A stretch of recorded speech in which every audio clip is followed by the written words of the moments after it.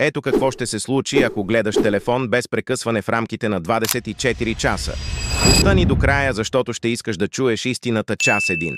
Всичко изглежда хубаво за сега, като ще си в добро настроение. Час 3. Вече очите започват да се изморяват. Синята светлина ги изтощава, напрежението ще се увеличи. Час 6. Ще усетите главоболие от многото взиране в екрана и гърбът ще се схване. Лошата поза при гледане на телефон причинява болки в мускулите. Час 12. Вече си напълно изтощен. Трудно е да се фокусираш, като просто няма да издържиш толкова информация наведнъж.